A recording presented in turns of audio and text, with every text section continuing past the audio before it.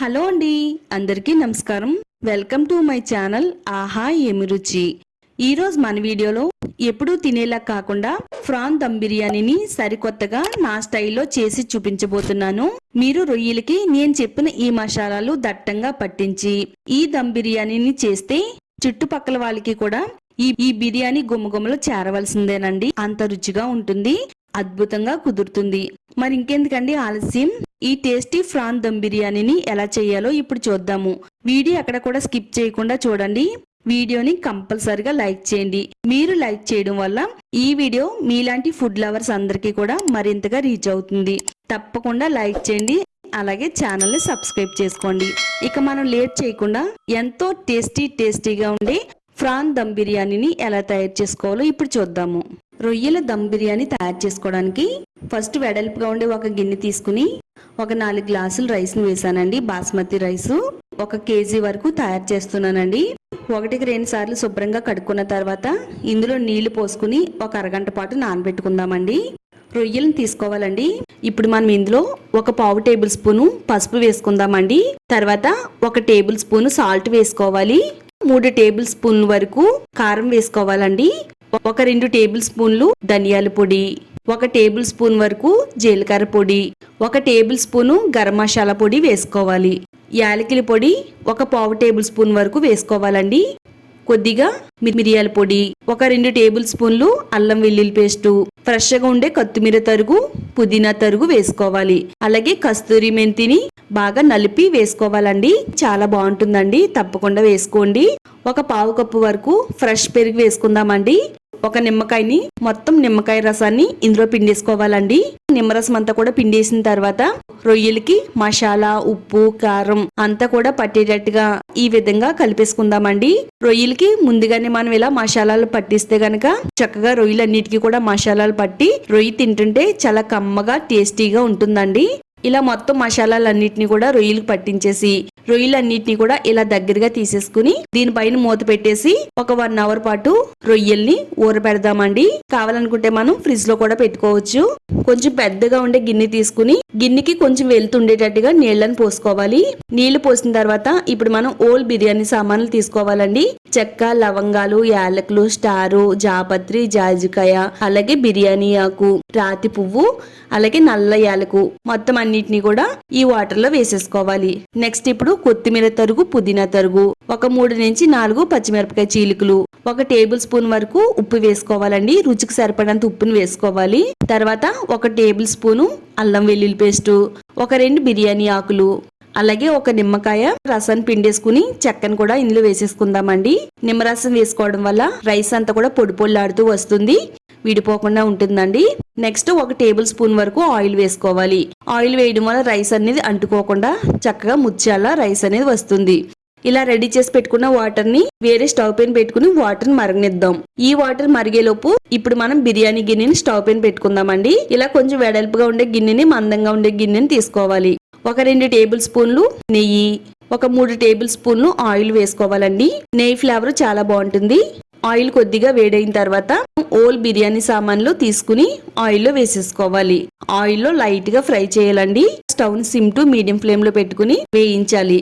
Next ఇప్పుడు medium size లో ఉండే 2 ఉల్లిపాయలను తీసుకుని ఇలా సన్నగా పొడవుగా కట్ చేసుకున్న ఉల్లిపాయ ముక్కల్ని ఆయిల్లో వేసుకుని ఉల్లిపాయ కలర్ అంతా మారేంత వరకు వేయించాలి. చక్కగా ఉల్లిపాయ ముక్కలు వేగిన తర్వాత 4-5 పచ్చిమిర్చి చీలికలు, అలాగే మీడియం సైజ్ లో ఉండే 2 టమాటాల్ని ఇలా సన్నగా పొడవుగా కట్ చేసుకుని వేసుకోవాలి. ఉల్లిపాయ ముక్కలు, టమాటా ముక్కలు చక్కగా ఆయిల్లో ఈ విధంగా మగ్గనివ్వాలండి. ఇలా లైట్ గోల్డ్ కలర్ వచ్చేంత వరకు ఈ రెండింటిని కూడా ఆయిల్లో ఫ్రై చేయాలి. ఇవన్నీ కూడా బాగా ఫ్రై అయిన తర్వాత 1 గంట పాటు రొయ్యల్ని బాగా ఊరబెట్టాం కదండి. ఇలా ఊరబెట్టిన రొయ్యల్ని ఇందులో వేసేసుకోవాలండి. చక్కగా రొయ్యల్ని కలుపుతూ ఆయిల్లో వేయించాలండి. ఆయిల్లో కొద్దిసేపు రొయ్యలు వేగిన తర్వాత రొయ్యలు ఊరబెట్టిన గిన్నె ఉంది కదా, ఆ గిన్నెలో కొద్దిగా వాటర్ పోసుకుని కొన్ని నీళ్ళు ఇందులో పోస్తే గనక రొయ్యలు బాగా ఉడికి నీచు వాసన రాకుండా ఉంటుందండి. ఈ రొయ్యలు ఉడికేలోపు మనకి ఇక్కడ వాటర్ అనేది బాగా మరిగిందండి. మరగడం స్టార్ట్ అయిన తర్వాత ఒక 10 నిమిషాలైనా ఈ నీళ్ళని మరగనివ్వాలండి. అలా మరిగించడం వల్ల ఈ మసాలా ఫ్లేవర్ అనేది వాటర్ లోకి రిలీజ్ అవుతుంది. మనం ముందుగా నానబెట్టుకున్న బాస్మతి రైస్ ని రైస్ విరగకుండా ఇలా జాగ్రత్తగా జాలీగట్టుతో వేసేసి అలా పైకి తేలిన మసాలా దినుసులు అన్నిటిని కూడా ఇలా జాలి గొట్టు తీసేద్దామండి. ఎందుకంటే మనం ఆల్రెడీ బిర్యానీ తయారు చేసి దాంట్లో వేసాం కాబట్టి దీంట్లో ఉండేవన్నీ కూడా తీసేసుకోవాలి. రైస్ వేసిన తర్వాత రైస్ అంతా కూడా బాగా కలుపుకుని రైస్ ని ఉడకనిద్దాం. ఈ లోపు ఒకసారి మనకి కూర ఏ విధంగా ఉడికిందో చూద్దామండి.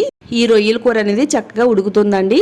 దీనిపైన మూత పెట్టేసి స్టవ్ ని మీడియం ఫ్లేమ్ లో పెట్టుకుని దీన్ని మనం చక్కగా ఆయిల్లో బాగా ఫ్రై అవనివ్వాలి. ఇదంతా ఫ్రై అయిన తర్వాత ఇందులో మనం కొద్దిగా వాటర్ వేసుకుందామండి.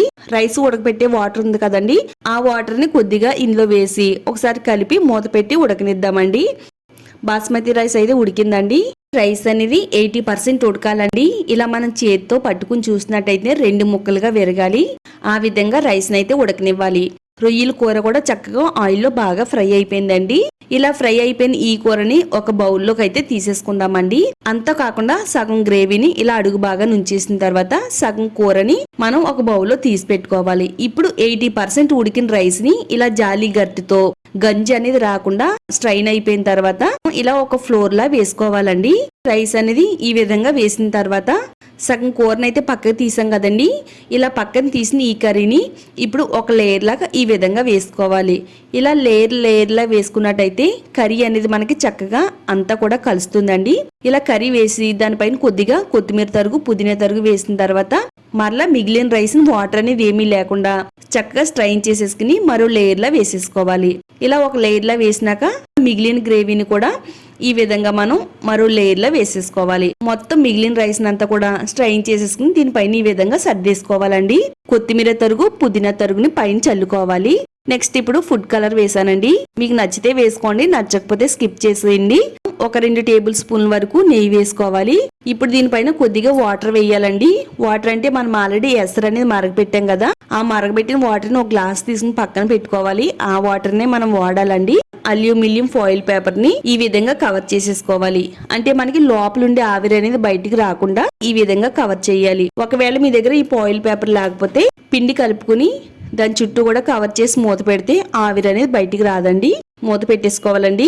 ఇప్పుడు మనం దీన్ని డైరెక్ట్ గా కుక్ చేయకుండా కింద ఒక ప్యాన్ పెట్టుకుని బిర్యానీ గిన్నె పెట్టుకోవాలి. ఇప్పుడు దీనిపైన మూత పెట్టి దానిపైన కొంచెం బరువు పెట్టుకుని మీడియం ఫ్లేమ్ లో ఒక 10 నిమిషాలు, సిమ్ లో ఒక 10 నిమిషాలు కుక్ చేసుకోవాలి. టోటల్ గా మనకి 20 నిమిషాల్లో రొయ్యల దమ్ బిర్యానీ అయితే రెడీ అవుతుందండి. ఒక 20 నిమిషాలు కుక్ చేసిన తర్వాత స్టవ్ ఆఫ్ చేసేసి వెంటనే మూత ఓపెన్ చేయకుండా ఒక 10 నిమిషాలు పక్కన ఉంచాలి. ఆ తర్వాత ఇప్పుడు మనం ఇది ఓపెన్ చేసి చూద్దామండి ఏ విధంగా వచ్చిందో.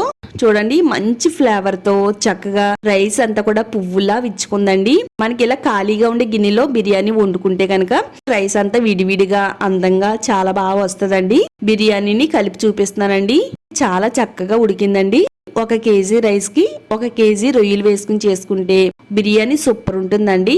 వేరే గ్రేవీ అనేది అవసరం లేకుండా ఇలా తినేయవచ్చు. కావాలనుకుంటే మనం పెరుగు చట్నీతో దీన్ని సర్వ్ చేసుకోవచ్చు అండి. టేస్ట్ మాత్రం సూపర్ ఉంటుందండి.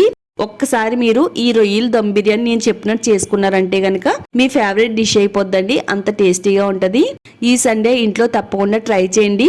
టేస్ట్ ఎలా వచ్చిందో ఈ వీడియో కామెంట్స్ బాక్స్ లో షేర్ చేయడం మాత్రం అస్సలు మర్చిపోవద్దు. మన వీడియోని తప్పకుండా లైక్ చేయండి. టేస్టీ వంటకాల కోసం ఛానల్ ని సబ్స్క్రైబ్ చేసుకోండి.